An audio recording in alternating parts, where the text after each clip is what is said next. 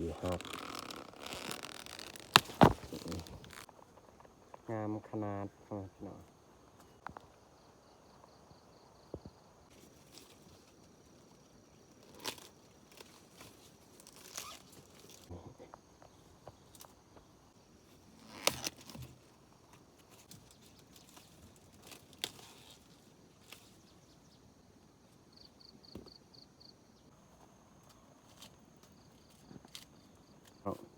แปลกสลีตัวนี้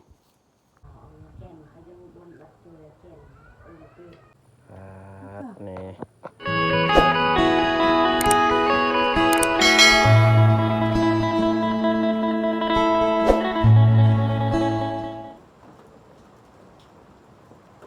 กราบทักทายสบายดีพ่อแม่พี่น้องเบิร์สุขูสุคนยินดีต้อนรับเข้าสู่ซองบ่าวปอสำหรับตอนเช้ามื้อนี้เฮากะสิไปเอาสาลีที่ว่าเอื้อยของเฮาบอกให้ไปเอาสาลีส่วนของเพิ่นเฮ็ดใหม่ๆนี้หรือว่าแปะให้ของเพิ่นจังได๋ก็ทุกคนติดตามเบิ่งฝนก็ตกไปน้ำพี่น้อง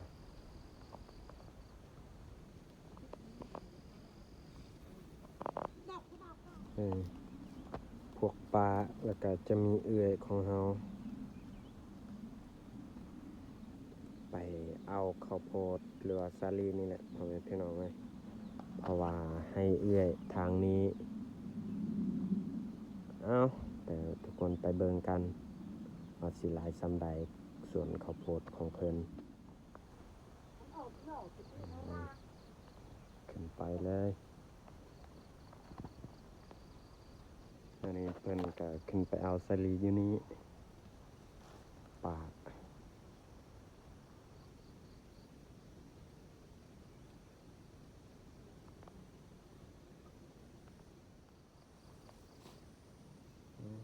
เพิ่นปัดใจแบบนี้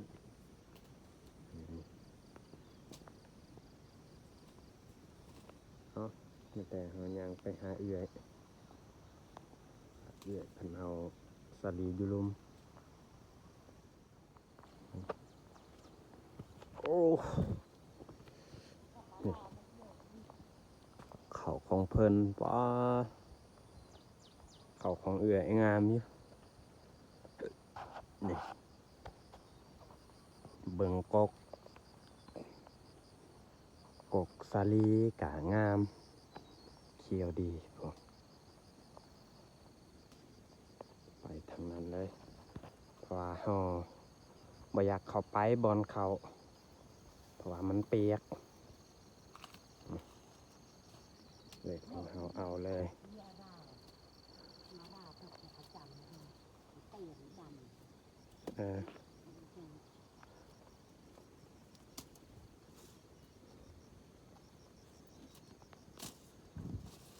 นี่แต่สาลีนี่แหละเป็นปลูกมาแตงที่สิบ่ค่อยมี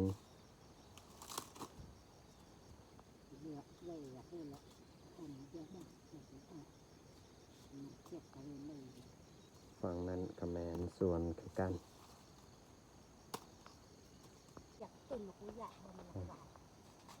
นี่งามได้สาลีเท่านี้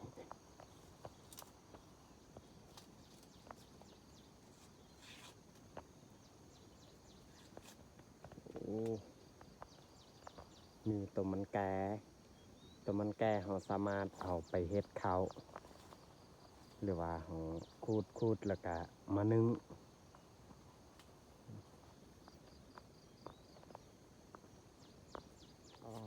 สาลีใหญ่ยาวงามเอาสีหัก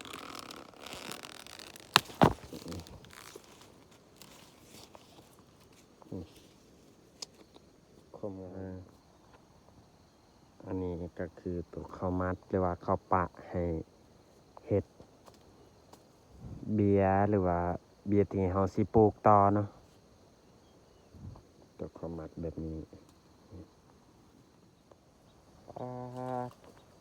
ทางนั้นแหละบันอโลดฝนตกคือกันอยู่ลุ่มก็จะมีห้วย ห้วยละเงสงสัยบอนห้วยละเงนี่น้ำคือสิขึ้นหลายเพราะว่าฝนตกมืดมือ2 มื้อแล้วฝนตกตลอดแต่ตอนแรงฝนบ่หยุดเลยอันนี้คือตัวนี้หนีแต่แล้ว ผักสักเองเลยปากริง อ๋อ ไอ้หน่อย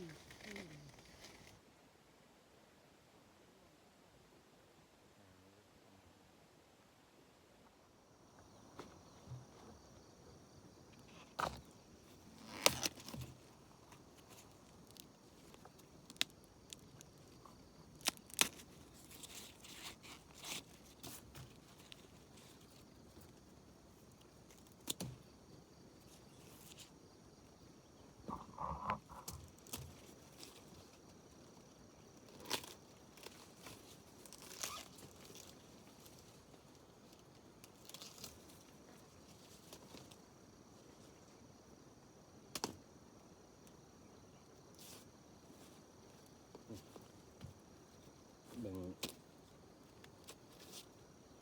ในของมัน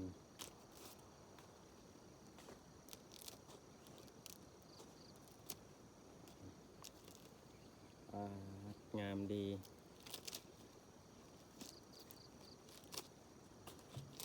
ขนาดมากทำอิฐยังงาม มีเส้นผมอีก ตอนยังน้อยมักลิ้นเส้นผมสะลี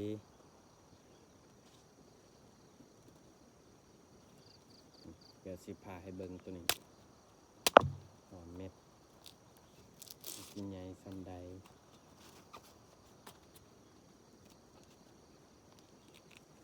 ว่าละคุณลูกเอ็ดก็สาวพี่โอมคุณเรวาโกดสุด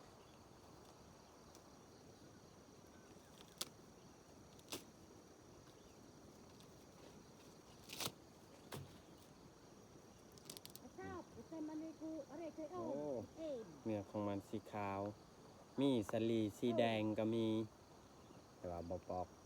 เอาบ่ เลย ถือ มาหมาแล้วแบบไม่เลยบ้า เดี๋ยวสิซอกหน้ากกสีแดงสลีตีมันเป็นสีแดงก็มี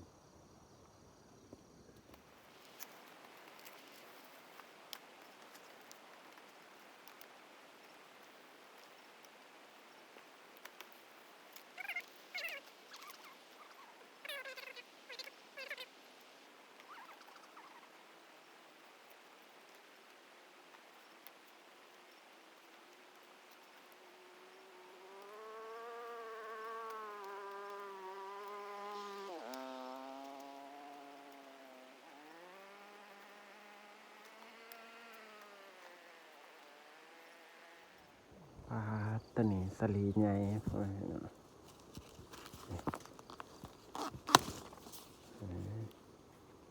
ใหญ่งาม นี่สัตว์สลีตัวสีแดงเนื้ออยู่ไหนเดี๋ยวพาไปเบิ่งมันมีแกนของมัน แกนก็คือสีแดงพ่อแม่พี่น้องตัวนี้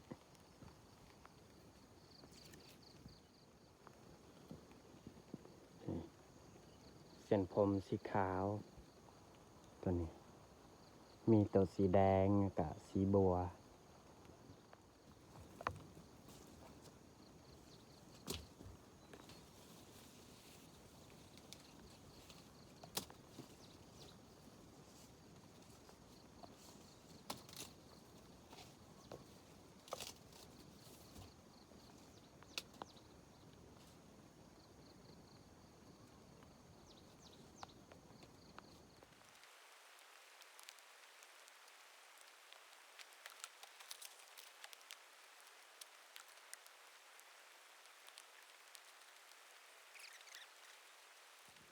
เบื้องหันก็คือไฮทางนั้นกับป่าที่ย่างวังกี้ก็คือแม่เฒ่าของไอ้กกของเฮา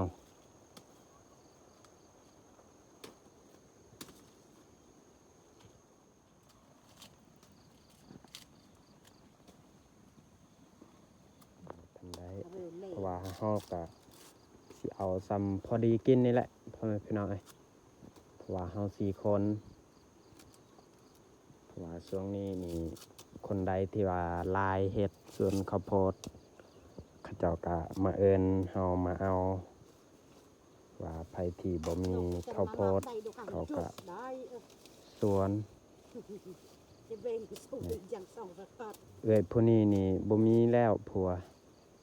เหลือแต่ลูกหลานของเพิ่นว่าผัวเพิ่น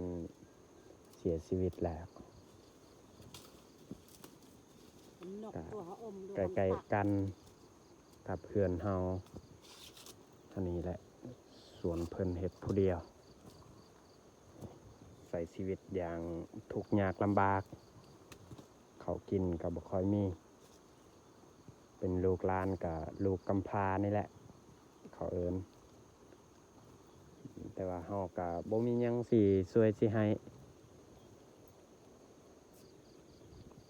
ถ้าเฮามีรายได้ถ้ามีน้ำจิตน้ำใจเฮาก็สามารถให้ลาว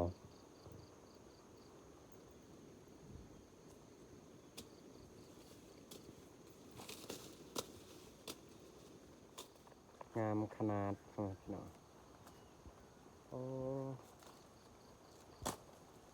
ยาวพ่อแม่พี่น้องแปลกสะลีตัวนี้มันมีน้ำแบบนี้ป้าดบ่เคยเห็นนี่เห็นบ่พ่อแม่พี่น้องงามเลย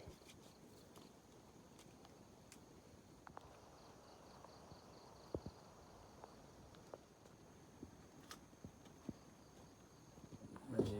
คางหมอกเนาะ ไอ้ทั้งนั้น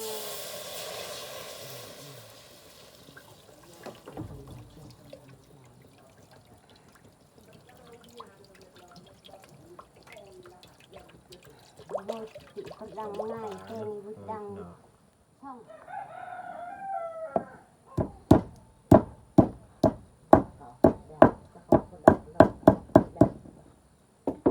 คนตะก็คือเป็นคิดเลยจะจากกระเบย กินแล้วใครจะจ่าแก้วใครจะจ่าจะนักกินดอกอ่ะ มีถ่ายดึงจากชนะอีกาอ่านอัดดองไป ใส่เทียมกับใส่เกลือลงไป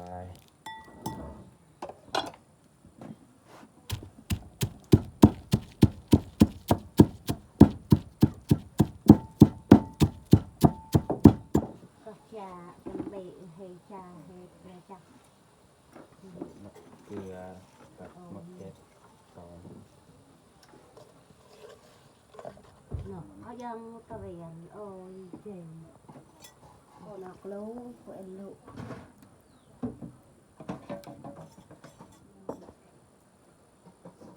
ปลานี่เขาก็จะเอาออกกระดูก ไงมันชอบ ปลานิ้นที่เขาซื้อมาจากเมืองโลนึงได้ตัวหนึ่งแต่ว่าเขาแบ่งไว้เผื่อกินหลายมื้อพ่อแม่พี่น้อง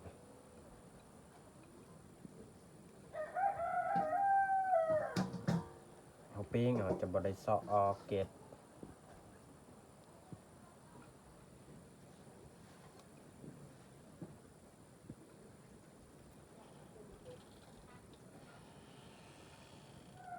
เวลาสนุก bagri kadok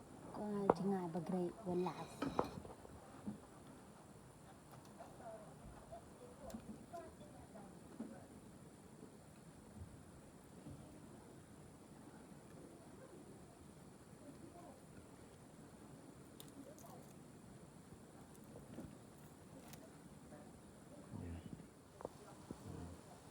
ใส่หัวปลาลงไปก่อน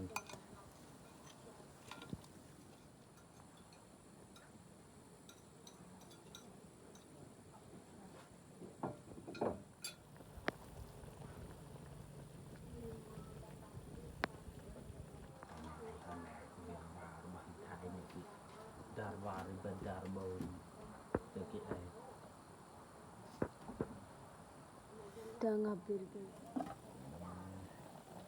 ปาดหอมขนาด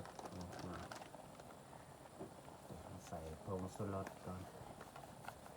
วันนี้บัดทำใสนิดนึง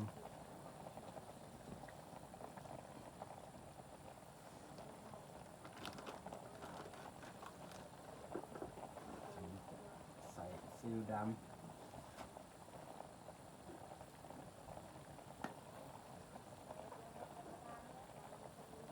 โอเคพอแล้วสีมันแสบ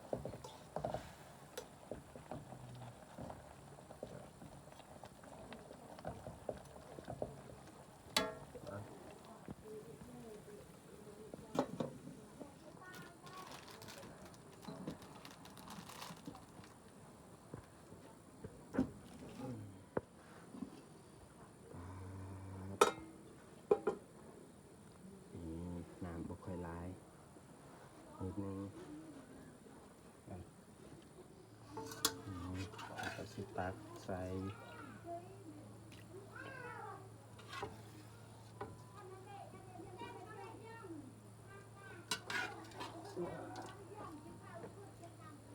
oh nhạt ừ.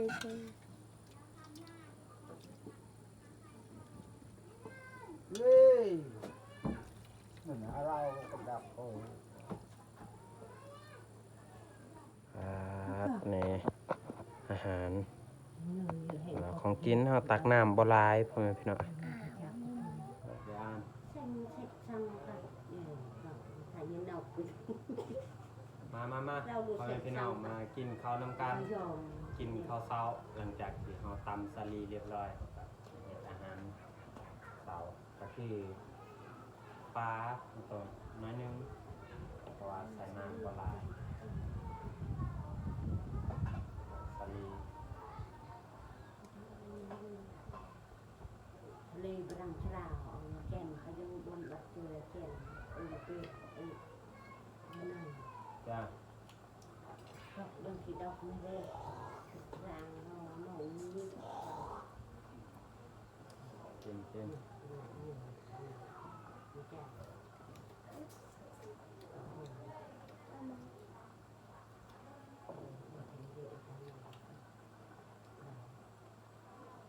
nó nhỏ thế này bà đỡ vợ là chặt มันอยู่กับบ้าน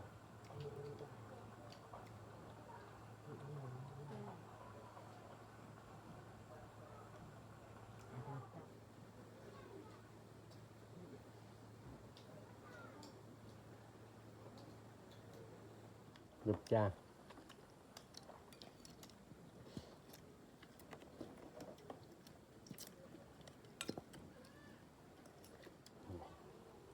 หลานสาวงามอยู่ใหญ่มานี่ให้งาม vợ